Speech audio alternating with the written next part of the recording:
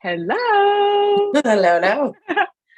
Hi. Welcome to this is another Sarah's Social Sesh. And today I have on Nicki Kirchmayer. She's a empowerment and relationship coach. I just wanted to welcome Nicki. I'm so happy to have you on the show. Thank you. This is so cool. I honor and appreciate you allowing me to be in your space in this session. I think it's so cool. Yeah, awesome. I'm glad to have you. And for those who don't know, Nicki and I both, we were in the same coaching cohort program. And so now we've graduated from that and now we're doing things, doing things online and helping people, right? Doing things in the world. Yes, absolutely. I love it. So if you don't mind, can we, let's just start off with a little bit of history about like, how did you get into coaching? Like what led you to becoming an empowerment and relationship coach? So it's really funny. I don't want to say a few years ago, but it was probably like 10 years ago. I was a Beachbody coach, which has since changed their name to Body or something. Anyway, I'm not a big fitness person. So why I did it, I have no idea. However, one of their pillars is personal development. Mm-hmm. And I loved it. I loved personal development. And then 3 years ago, was talking to a friend of mine, and we have another friend in common who was a life coach. And I was like, how did she become a life coach? I did one session with her and she had me in tears, like in a bad thing, but I was in tears. Like it was such a good eye-opening session. So I hired her on and I worked with her for 15 months. And it's funny because she was actually one of the first year students of the program that you and I did. Oh, that's awesome. Yeah. So I loved the tools. I just loved all of the stuff that I had done with her. Mm-hmm. And wanted to be able to take clients through that. Yeah. And I denied for the longest time. I denied being a relationship coach. I was like, nope, not a relationship coach. Nope. Yeah. Been in a relationship for 15 years, but I'm not a relationship coach. Like, yeah. So that title has kind of grown over the last few years. I've kind of accepted it and adopted it.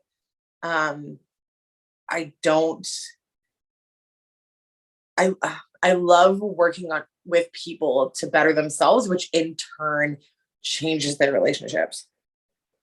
Absolutely. 100%. Yeah. Like it all kind of starts with us, right? Yeah.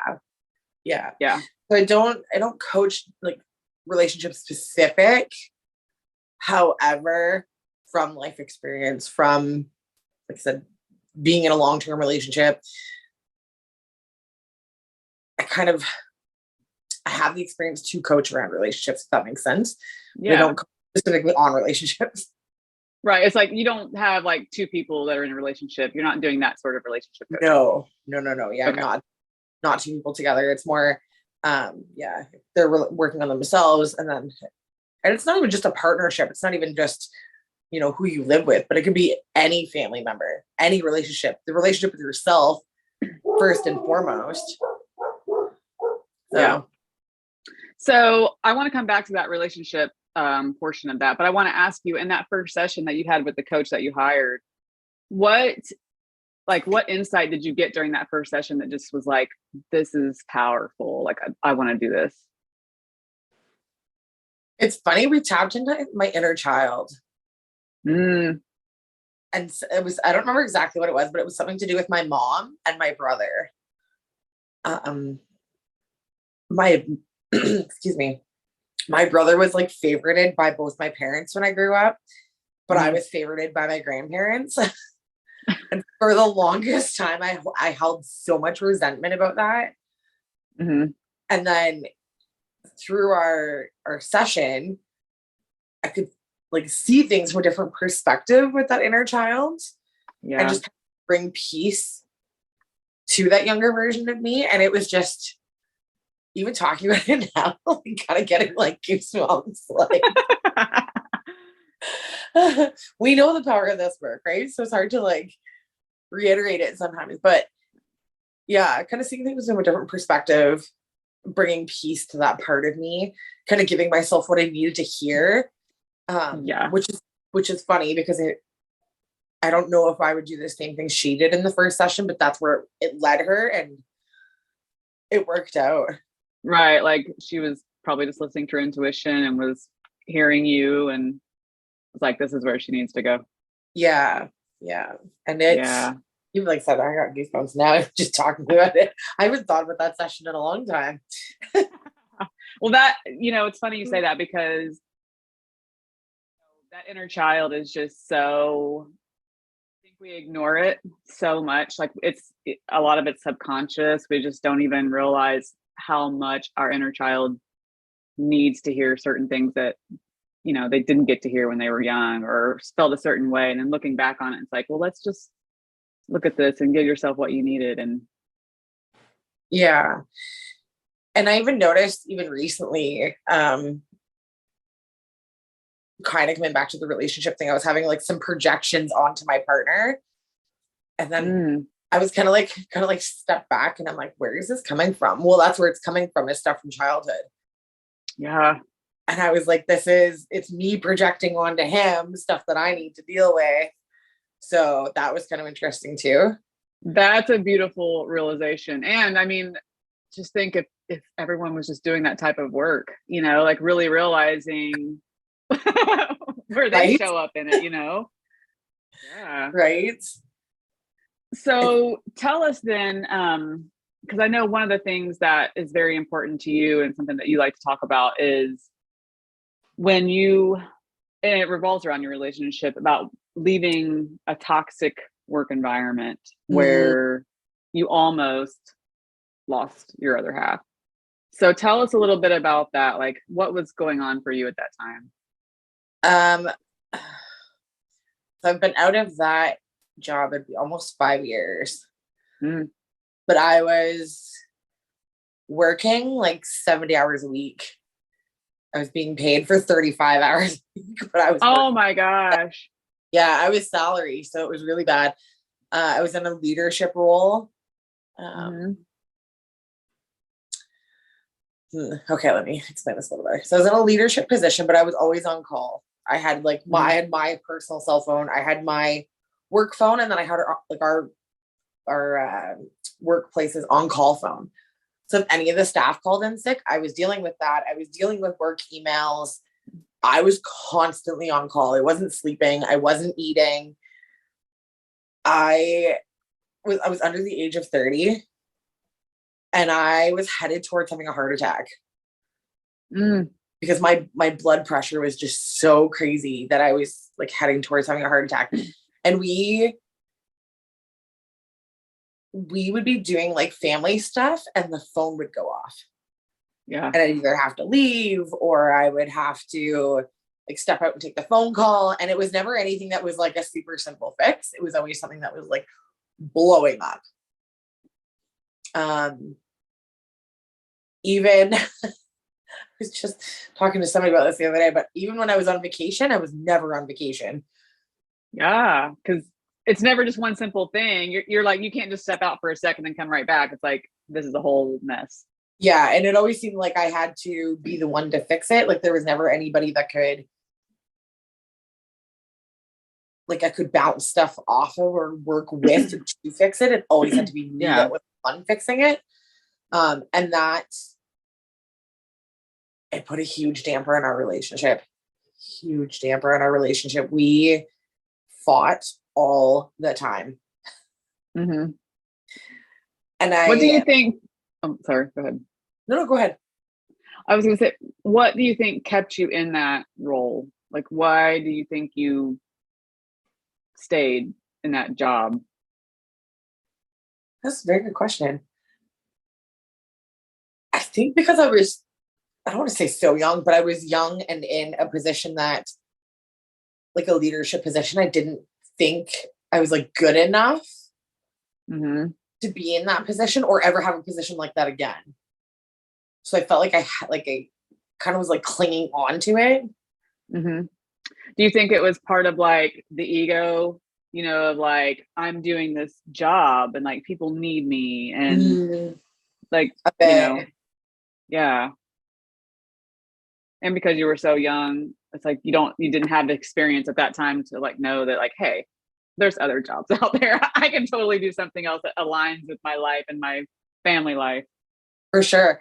And the other thing, because like I started, like I had mentioned previously, like I had done MLM and Beachbody, and I was still in the personal development realm while going through this. And Okay.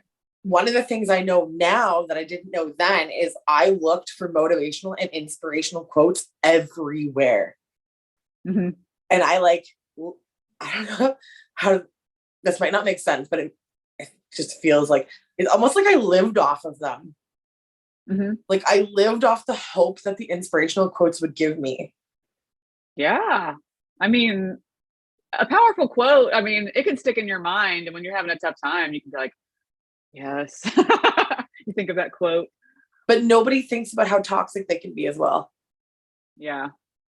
Absolutely. And the one that I remember where we had a supervisors meeting, and it was in close to Toronto, being from Southern Ontario. It was close to Toronto, and I went with a couple of other supervisors. And I remember being like, growth is on the other side of your comfort zone. Growth is on the other side of your comfort zone. And that was my like mantra going into this big conference. Growth is on the other side of your comfort zone. I just have to get through this. I just have to get through this. And then things are going to get better.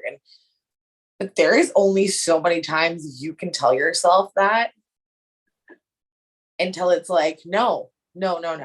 This isn't your comfort zone. This isn't growth. This is bad.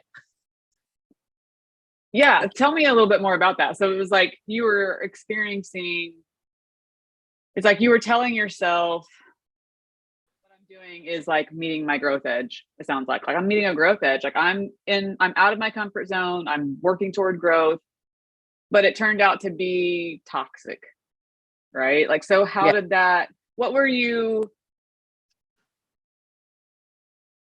like, when did you realize like this is toxic and like you can grow in all different kinds of ways, but you knew that like that was not actually an alignment for you? So there was a couple things that happened. I had gone from like entry level and worked my way up. And I had gone and done something that was like an entry level role, and I got written up for it.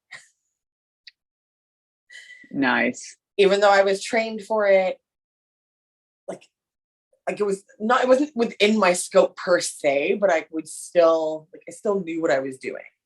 Right. Yeah. That was one. I was starting to be belittled in front of other people, like in front of other bigger bosses. And that was horrible. Yeah. No, that's terrible. And then one of the last straws is we were prepping to sell our house. And a bunch of my coworkers and my boss at the time were like, well, if things are that stressful, why don't you just not sell your house? And I'm like, as if you get to tell me to not sell my house.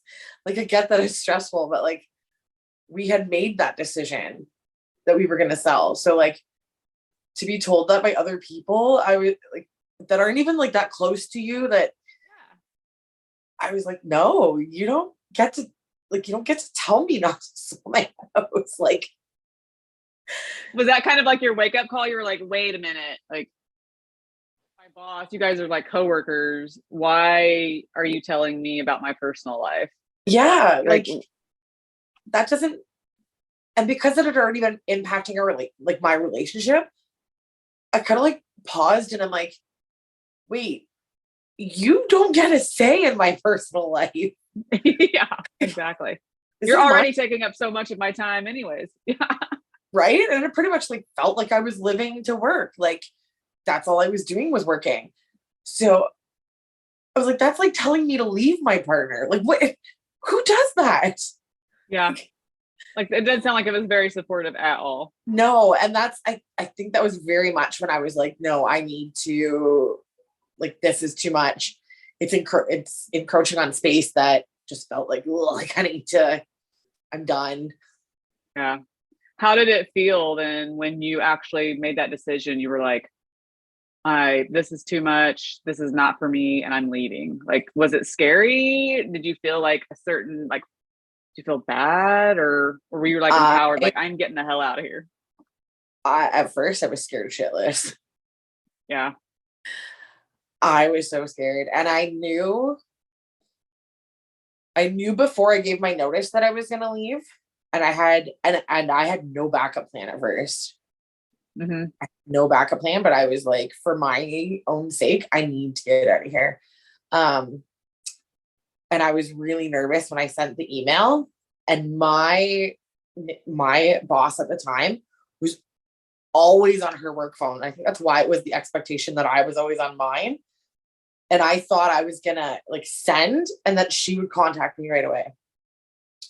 She didn't. I actually didn't hear from her for a couple of days. And you knew she had seen it. It's like you knew, yes. But then it was weird because she's like, so they had to like post and find somebody else to do it and whatever. But it was still like that belittlement, like, oh, you didn't give us enough time. You didn't give us enough notice. You didn't do this. And I'm like, I gave you ample notice. Was it months? Of course not, because I don't want to be sticking around in this. Like, yeah. But that stayed like that till like almost like the last day. Like, yeah, it was. Yeah. So what would you tell someone because you do help, you help women in their careers, right? Is that part of like the coaching that you like to do and that you're supporting women in their career?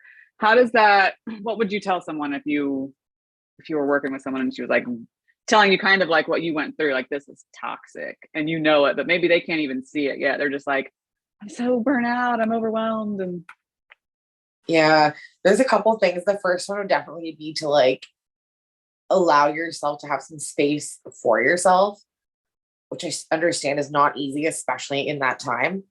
Mm-hmm.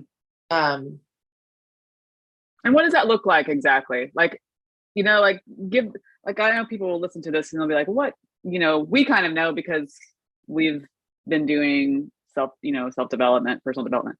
What does that look like if you said like, give yourself some time, give yourself some space? Like, what could that look like? So for me, like then and even now, I do a lot of my best thinking when I'm driving. Mm-hmm. So listening to either like a podcast or an audiobook or something that you enjoy while you're driving. Mm-hmm. I used to do on my way to work, I used to do like gratitude, like things that I was grateful for. Just trying to keep that positivity. Mm-hmm. If somebody's a little bit more self-aware, I would say trust yourself. Mm-hmm. Trust yourself to know when you've had enough. It's like listening to that small voice in your gut. It's like that sometimes you try to ignore and you're like, no, I'm going to do this. Exactly. Yeah. And we doubt ourselves so much. Like we doubt that little voice all the time, but like you will know when you've had enough. And so is that something that what kind of with your clients, like what do you find most when you're working with like women in their careers? Like what comes up, do you think, the most for them? What's been, or is there one thing, like is there something that you can see that? There's a few things. One is like they don't feel like they're enough or worthy to not be in that position. Like their identity is very much being this, whatever career path they may be in. And they're so used to the burnout and like hustle, and they don't know anything different. So they don't know to like take some time for themselves. And I don't know if you're listeners or whatever know anything about Enneagram 7, but I'm an Enneagram 7, so I'm very squirrely. So I try to do things that like are easy and that I can do quickly. So that's why, like, it doesn't have to be 20 minutes of doing something for yourself. It can be 2 minutes. It can be a 2-minute meditation. It can be 2-minute visualization. It can be gratitude. It can be whatever. But like helping find those little pockets of time first to start developing like some self-love, some self-awareness, and getting that like core of inside of you stronger and more confident to build that inherent worth. Like we're all inherently worthy, but not everybody knows that. Yeah, I think a lot. I also think too, when we talk about worth, that's a huge issue. I feel, especially among women, is worth. I feel like we deal with that, on a grand scale, and I feel like we hear that stuff all the time of like, you're worthy, you can do this, this, and this. But it's like actually having that internal knowing of like, I actually really am worthy, feeling it, embodying it, I guess you could say, like really knowing versus just like hearing it in the mind. Like that's a different story. And then it enables you to, then you can really go after what you want. Cause it's like, I've got my own back. And it's amazing. Like I was coaching somebody who she loves like sparring and boxing and stuff like that. And we kind of like uncovered, and she gave me permission to share a little bit. So I'm not going to go into too much, but we uncovered that she based her worth off her strength. Yeah. So like to start to detach that, you're worthy, whether you're strong or not, physically not, like you yourself are still worthy. And that for her, like she was like mind blown that was even a thing for her. But that's what I love about what we do. Yeah, I think that's interesting that you brought that up, because it's sometimes I feel like if people feel like they're not being successful or if they're not reaching their goals, then they don't feel like they're as worthy because they are so attached to like being successful. And kind of like what you were saying too, it's like you were so young and you were doing this job that you were underpaid for, but it was like that was kind of part of your identity. It sounds like this is what I do, and detaching from that and leaving it was scary. Yeah. And I got really sick after I left too. Really? Yeah. It's like all that, like it's almost like my body held on to all of the stress. And then when I left for probably a good like 3-4 weeks, I was like super sick. Wow. Yeah. So you didn't have a job to go to. Did you just quit and you were like, I'll figure this out? Or yeah, I quit. I did end up finding another job, another part-time job, but we were in the middle of selling our house.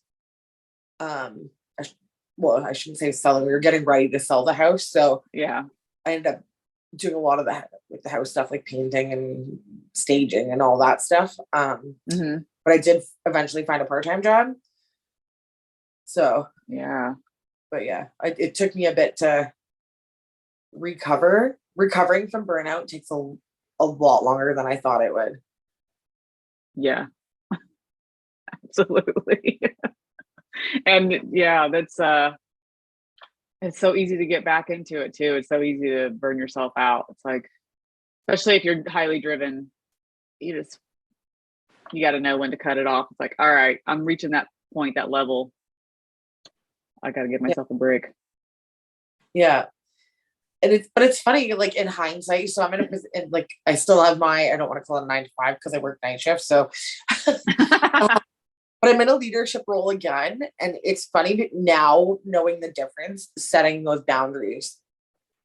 Cause I'm like, no, I will not do this. No, I will not do that. Like this, like fine line. Like I don't have a work phone. I did for a little while. I had my work email attached to my personal phone and I was like, nope, I deal with work when I'm at work.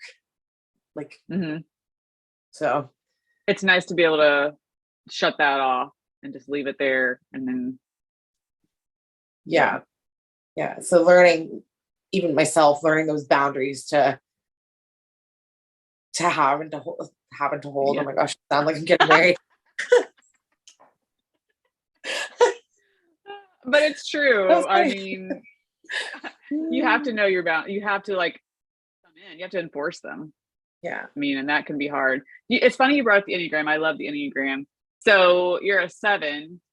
How does this is totally taking a turn, but like, how does like showing up as a 7, how has that shown up like for you? What have you found that you've had to, how do you work with it being a 7?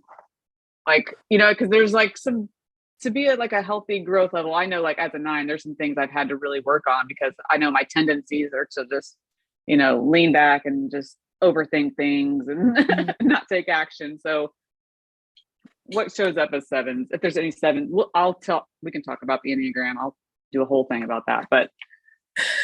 I love it. That's a very good question. So I'm a 7 wing 8. So I'm very enthusiastic and a challenger. Yeah. When I was reading all these personal development books before I did any life coaching, anything, I was very like, it has to be done this way, which is the 8 part of me. But my 7 doesn't like that one. So like, for example, I read like The Morning Miracle. I think it's called Hal Elrod, I think is the author. And I was like, hey, I have to do it this way. But that doesn't work for me as a 7. I'm way too squirrely to do that. Like, I need it to work for me, not me work for it, whatever I'm doing. Right, because if it doesn't work for you, you're not going to keep it up. Like it's too much of a pain in the ass, basically. It's like, I'm not going to do this. So yeah. And even, like I love coaching because we do kind of go like everywhere with it, like our conversation, we kind of go everywhere with it. Yeah. But when it comes to like even the behind the scenes in my business, I definitely use a lot of binaural beats. Yeah. Or like a timer for like 25 minutes just to like keep me focused. Yeah, I definitely want like find what works. I find what works for me. And it's in progress. Yeah, we're always in progress, right? It's like it's just a journey. Even now, like I have all these books and I'm like, okay, I'm gonna read them. I don't read them, but I'm gonna read them. And then finally I just downloaded audio, what is it? Yes. Audible. Because I was like, there's a book I really want to read, but I don't know the time or the patience to sit and read it. So I was like, I'm gonna try this. Yeah. So have you had the time to like try that out? Has it been working or? It's working so far because I listen to it while I drive. Absolutely. I love that you brought that up because I'm the same way. I have like 1,000 books in my Amazon cart because I always think that I'm going to like do this. I'm like, I'm a reader. I'm going to get all these books. But every time I sit down to read, I get tired and then I just immediately like fall asleep. So I have found Audible is like a lifesaver if you really want to read a book because you can go take a walk, you can clean house or whatever, and you can actually get a book in at the same time. Yeah. And then what really caught me is because I was already listening to like a lot of podcasts. I was like, why not do it in book form? Yeah. But then there was, again, that challenger part of me that's like, no, it should be a physical book. But I'm like, it has to work for me, not me work for it. It's funny that we tell ourselves, though, too. It's like, it has to be, it doesn't count. If I'm not physically reading a book, it doesn't count, you know? Right. What's one book that you feel like everyone should read? The first one that comes to mind is Atomic Habits. Okay. I haven't read. I've read part of it. But that's the other thing too, though, is to give ourselves permission if something doesn't work for us to change it. Yeah. And figuring it out. It's like just experimenting. Like, does this work for me? And trying it out. And it's like, if it doesn't mean you failed. It's just try it a different way. Right. And my grandma, oh my God, this totally comes from my grandma. So she would read a book and then like did not like it, but continue to read it because she started it.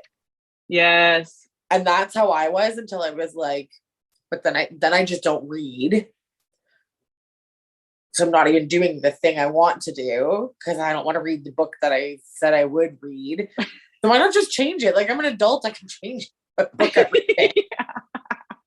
I don't have to hold on to this old, thing of needing to finish it. And that's funny because I've heard people do that with courses too. Like they'll buy courses and they feel like they have to finish that course. And it's like, you don't have to. You get what you need out of it. Or if you don't get anything, like move on. It's you don't have to finish anything if you don't want to, if it's really not working for you. So, okay, I've got one question left that I want to ask. So it's like, I've written it down because it's kind of long, so I'm going to be looking over. So what would you say, like, there's many people that are struggling to like find their true passion and purpose in life. So what kind of advice would you give to individuals who are kind of searching for that calling, and maybe they want to align with their career? Where would you start with that?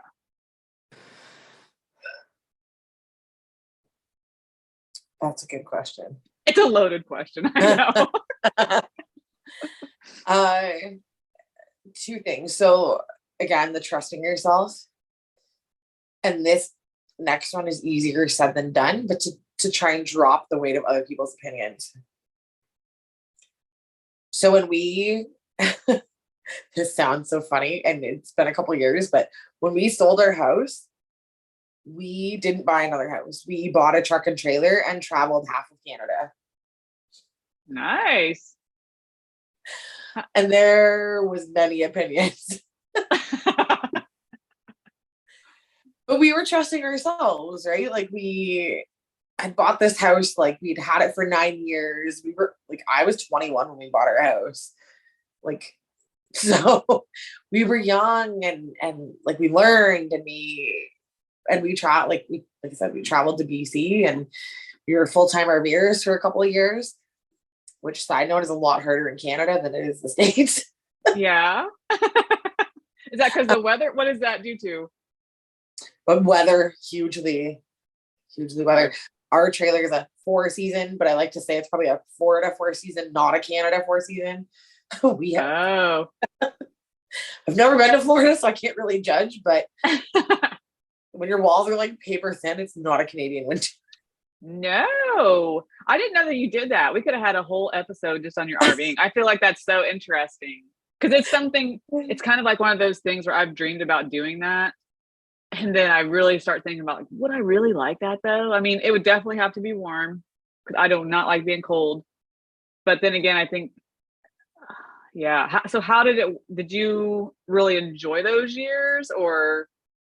So we did it first because we kind of like took all the money we had from our house and like spent it essentially. But I have family on the west coast of Canada, so we were out there. So out there when my grandma passed, which was really important to me. There were certain challenges, like we couldn't get jobs in certain, like in those provinces. Mm-hmm. When we first decided to do it, I really wanted to have like a job that I could do remotely. When that didn't happen, and we ended up coming back to Ontario, and we actually last summer was our last summer in our trailer. So we still have it. We're in progress. Okay. We're trying to sell it. It has its perks, but it has its downfalls. Like it's nice you can pick up and go whenever, but having to move everything off your counters every time you move is kind of annoying. Yes. Yeah, it's those little things I think people don't think about because we see like the glamorous social media van life. And I think it's those things like, oh yeah, but there's also this. Or you see the other thing that really got me caught off guard is like motorhomes. You see motorhomes and you're like, oh, that's so cool because they can like lie on the couch and watch TV as somebody's driving. But you're not seeing them pack all their dishes up because they can't turn a corner without everything sliding. Like, yeah. Yeah. The amount of work it takes to like move a trailer. And then because we were full time, I was super paranoid about like something happening to our trailer. Your whole life. Yes. That's some great shares right there, Nicki. I'm glad you brought that up. This is going to be a multifaceted episode. And I can go either way. I can either sway you to do it or sway you not to do it. Well, would you, I guess this would be the best, like, would you do it again? Like if someone or your partner said, hey, let's do this next year, what would you say? I wouldn't right now, not from the space that we're in. Mm-hmm. I wouldn't say I wouldn't ever do it again. I would do it differently. When COVID hit, I think that's when we really started. We really kind of wanted to start looking at not RVing anymore, because we only had like a 1-bedroom RV or fifth wheel. So ours is the fifth wheel. And it just like wasn't enough space at that time. Like we couldn't go anywhere, can't do anything. I was working an essential service job, and then my fiance ended up getting an essential service job. But outside of that, like nobody could do anything, right? Well, it's a very small space. Yeah. Yeah, I think that's what would get on my, I think that would get on my nerves. Like sometimes you need to just get away. You need to have your own space. That's the beauty of rooms, you know? Yeah, exactly. So I think we outgrew it, is the best way to put it. It's not that I wouldn't do it again, but I would do it differently. I would get like a toy hauler, which you can like, I don't know if you know a lot about trailers, but toy haulers have like almost like a shed in the back. Yeah. Where they put like ATVs or whatever, but I would make that like a private room. Yeah, that could be cool. So we had some fun times though. I actually just came up in my memories the other day of this is very squirrely. Again, my Enneagram 7, my fault. But this was so funny. So we got to BC and it took us a bit to, like, we drove through Canada, we got there and we ran out of propane. And I wanted to make coffee, and I specifically got like a French press to make coffee with just boiled water, right? So we had no propane. We were in BC, which is a very rainy province. It's a very damp province. So I have a picture of like one of those like stovetop kettles on top of our barbecue trying to boil water to get coffee. Oh, wow. How did that work out? Did that like not work? Share that memory. I would like to see that. Oh man, because I didn't even know you guys did that. Like that's so interesting. What an experience. Like it's always nice to look back and say, yeah, we did that. No, right? we're not doing it anymore, but yeah. But that's why like I said, even though it's hard to be like, don't hold on to the weight of other people's opinions. I know because I've done it. Yeah. Like, we had opinions like crazy. Like, oh, why would you do that? Why would you sell your house? Like, but we did it anyway, because that was what at the time we wanted to do. Mm-hmm. Yeah.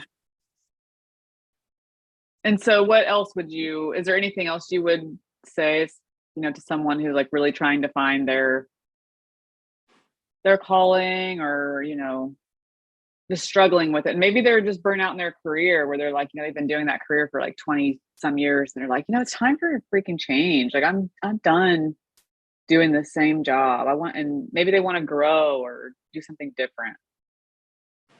Say start small. Start doing something different, but start small. Mm-hmm. So they don't get overwhelmed or scared. Yep. Start small. And that's one of the reasons I like the Atomic Habit, because it talks about doing things like 1% at a time, 1% more. So like start small. Whether that could be like, I don't know, like dance for like a minute, do something fun for a minute, meditate for a minute. Like, yeah, I think I don't want to speak for everybody, but I often put time constraints on it. Like, oh, I have to meditate for 5 minutes. I have to do this for this amount of time. It doesn't have to be a certain amount of time. Whatever, right. Like you said, whatever you get out of it. So if you're stuck in a job and leaving is not necessarily an option, I would look at the things that bring you joy. Mm-hmm. And doing those things in small increments at first. Yeah. Probably just finding out, what do you even enjoy anymore? I think sometimes we lose that in the the hustle of just doing all the things, we forget, like, what do I really enjoy? I know I did. I had to really look back and they say a lot of times look back to your childhood. Like, what did you really enjoy in childhood or like as a teenager that you just kind of forgot, because that can give you some clues. That's true. Yeah. That's true. Even like, and you nailed it. Like tapping into that little kid again. Like one of the other things, I didn't even think that you just said that. One of the other things that helps me is an Enneagram 7. So I have a lot of like fear of missing out. So that, or keeping like on track with, I don't want to say on track, that's not the right word, but like keeping accountable to myself. Yeah. So I created like a sticker chart for my like inner child to put like a sticker on something when I'm done. Because that's what works for me. Yeah. Nicki, it's so crazy. It's hilarious that you just said that. Because I think it was when I was getting started, I was trying to get back into like working out and stuff. And I wanted to drink a certain amount of water every day because I was like, I need to hold myself accountable to my own goals, right? Like I want to do these things. I'm trying to see. Oh yeah. So, I have this, like I don't know if you guys can see, but I have like stickers and I had like different kinds of stickers. Cause I was like, if I had the heart, then I knew I had like done a walk that day. And then I had another one for like, if I think it was a star, then I knew I drank my water. Cause then I was like, then I can look back and be like proud of myself. Like I see all these stickers that, I did it. So that's awesome. I love that you said that. So do you have like a big calendar that you keep it on, or where do you put your sticker? The scrap paper, literally. Okay. Okay. But I hand wrote it. I did want to do the whole calendar thing, but then I put it off and I'll be like, I'm not going to start until I get a calendar. And then I'm like, no, I need to make it work for me. I'm just going to use scrappy paper. That's cool. I like that. Okay. Well, tell people where they can, are you taking clients right now? Like, are you currently accepting clients? Yes. Yeah. Okay. Yeah, do you do one-to-one? Yeah. Okay. So one-to-one clients. And tell everybody where they can find you, what the best way to connect with you is. Right now it's be Instagram or TikTok, which is really, and then I have a website, which is it's not the best, but anyway, I'm not going to judge myself on that. Anyway. Those damn websites, I hear you. Not my strong suit. I'm very good at coaching. I'm not so good at website tech. Yeah, I hear you. My Instagram is at Nicki Kirchmayer. And then my TikTok is at Nicki_Kirchmayer. I don't sound very confident saying that. I'm going to have to look at that one. That's okay. I will list it out in the post. I'll write it out so people can click on it if they need to. I love it. Okay. Yeah.